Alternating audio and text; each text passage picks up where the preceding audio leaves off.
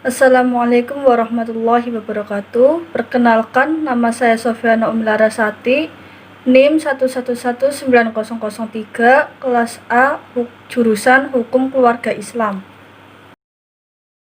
Di sini saya akan membahas tentang awal mula peradilan pada masa Rasulullah Shallallahu Alaihi Wasallam. Peradilan adalah suatu proses yang dijalankan di pengadilan yang berhubungan dengan tugas memeriksa, memutus, dan mengadili perkara. Pembahasan yang pertama adalah struktur peradilan Islam pada masa Rasulullah. Sejarah kenabian dimulai ketika Nabi Muhammad SAW menerima wahyu pertama kali di Gua Hira. Kira-kira saat beliau berusia 40 tahun. Setelah kurang lebih 13 tahun berdakwah di Mekah, beliau pergi ke Madinah dan mulai membangun sebuah masyarakat dan negara dengan menegakkan hukum-hukum serta syariat Allah SWT yang sampai sekarang dijadikan pedoman.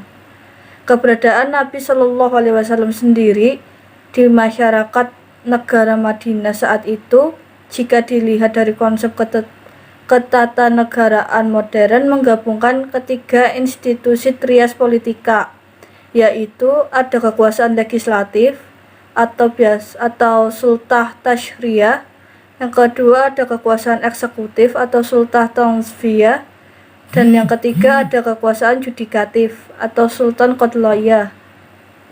Adapun kekuasaan yudikatif Rasulullah diperlukan dalam kerangka penegakan keadilan dan pemeliharaan hak-hak masyarakat yang waktu itu terkadang mengalami perselisihan atau persengketaan antar pemiliknya. Orang pertama yang menjadi hakim dalam Islam adalah Rasulullah Shallallahu Alaihi Wasallam berdasarkan perintah Allah Subhanahu Wa Taala. Rasulullah menyelesaikan suatu permasalahan berdasarkan apa yang telah diwahyukan oleh Allah. Dan ketika wahyu tidak turun, Rasulullah menetapkan suatu perkara berdasarkan ijtihadnya.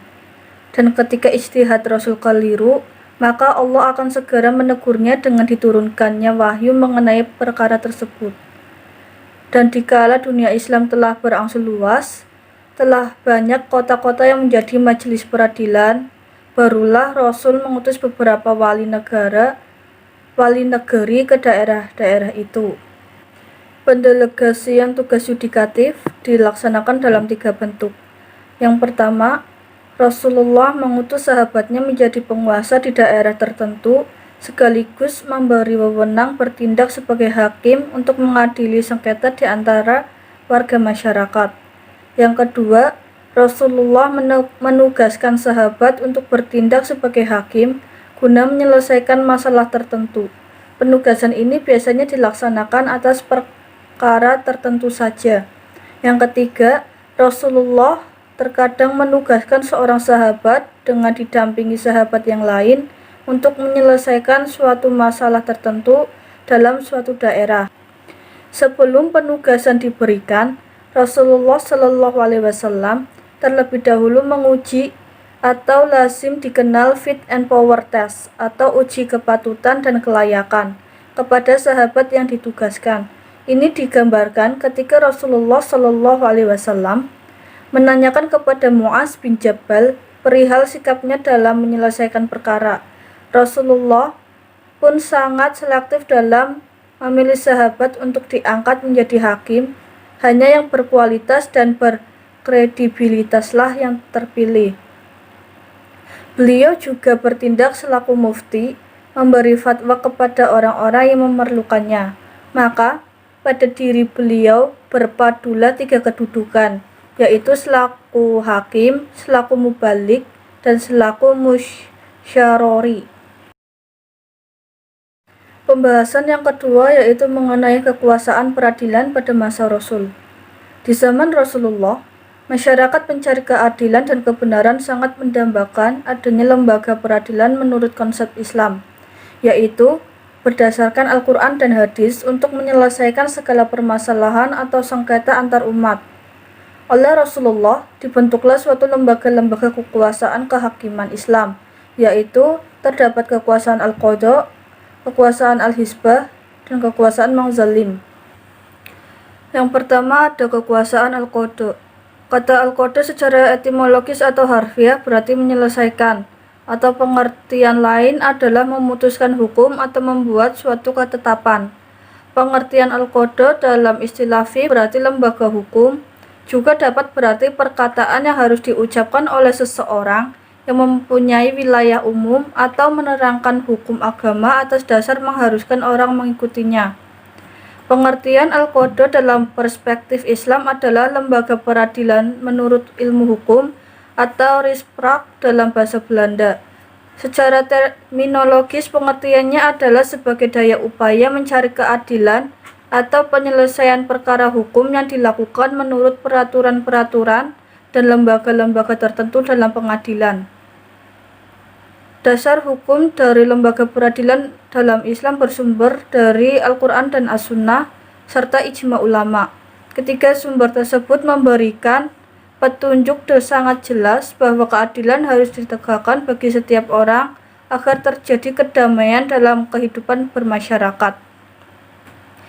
Yurisdiksi al-qada adalah lembaga al-qada berwenang menyelesaikan perkara-perkara madaniyah dan al-ahwal asyahiyah atau masalah keperdataan, termasuk di dalamnya masalah keluarga dan masalah jinayat atau tindak pidana. Di samping tugas pokok tersebut, dalam sejarah peradilan Islam, lembaga peradilan Islam pernah juga mendapat tugas tambahan yang tidak masuk dalam penyelesaian sengketa para pihak. Misalnya ada menikahkan wanita yang tidak mempunyai wali, pengawasan Baitul Mal, dan mengangkat pengawas anak yatim pada pemerintahan Bani Umayyah. Yang kedua ada kekuasaan al-hizbah. Kekuasaan al-hizbah adalah lembaga resmi pemerintah yang diberi kewenangan untuk menyelesaikan masalah pelanggaran-pelanggaran ringan atau perkara sumir yang menurut sifatnya tidak memerlukan proses peradilan dalam penyelesaiannya. Misal, kasus pengurangan takaran atau timbangan, menjual makanan, minuman, obat-obatan yang kadaluarsa, alat transportasi yang melebihi kapasitas angkut, dan lain-lain. Dengan demikian, lembaga al-hizbah didirikan untuk mengawasi pasar dan perilaku para pedagang. Kemudian Rasulullah mengangkat Sa'id ibnu Umayyah untuk menjadi pengawas pasar Mekah setelah Mekah di bawah kekuasaan umat Islam. Menurut catatan, Umar pernah mengangkat seorang wanita sebagai pengawas pasar di Madinah. Khalifah pertama yang menyusun peraturan hizbah adalah Umar bin Khattab. Yang ketiga ada kekuasaan al-mazallim. Kata al-mazallim adalah jamak dari kata mazlamat. Menurut bahasa berarti nama bagi sesuatu yang diambil oleh orang zalim dari tangan seseorang. Lembaga al-mazallim dibentuk oleh pemerintah secara khusus yang diberi wewenang dalam menyelesaikan perkara untuk membela penganiayaan dan kesewenang-wenangan pihak lain, baik itu dari pemerintah sebagai penguasa negara terhadap rakyatnya atau antara masyarakat dengan masyarakat lainnya. Kekuasaan al-mazallim di bidang pengadilan adalah lebih tinggi daripada kekuasaan hakim. Lembaga ini memeriksa perkara-perkara yang tidak termasuk dalam wewenang hakim biasa. Memeriksa penganiayaan dan kesewenangan yang dilakukan oleh penguasa, hakim atau anak dari pejabat yang berkuasa. Sebagian dari perkara yang diperiksa dalam lembaga ini adalah yang diajukan oleh seseorang yang teraniaya dan tidak memerlukan pengaduan dari yang bersangkutan, tetapi memang menjadi wewenang lembaga ini untuk memeriksanya. Kedudukan dari lembaga al-mazallim adalah lebih tinggi dari al-qada dan al-hizbah, karena lembaga mazallim untuk meningkatkan kredibilitas yang tinggi, lembaga ini dilengkapi dengan pegawai yang mempunyai disiplin tinggi, karena ia merupakan pengawal dan penjaga yang akan bertindak terhadap seseorang yang membangkang pada saat pemeriksaan. Misal hakim-hakim yang pandai untuk mengamati jalan pemeriksaan, dilengkapi pula oleh ahli-ahli fikih yang berilmu tinggi sebagai narasumber untuk ditanyai pendapatnya. Petugas panitra untuk mencatat segala keterangan yang diberikan oleh masing-masing pihak, dilengkapi pula oleh para saksi untuk persidangan dan menyaksikan putusan yang diberikan oleh ketua pengadilan mazalim. Pembahasan yang ketiga yaitu tentang ciri-ciri peradilan Islam pada masa Rasul.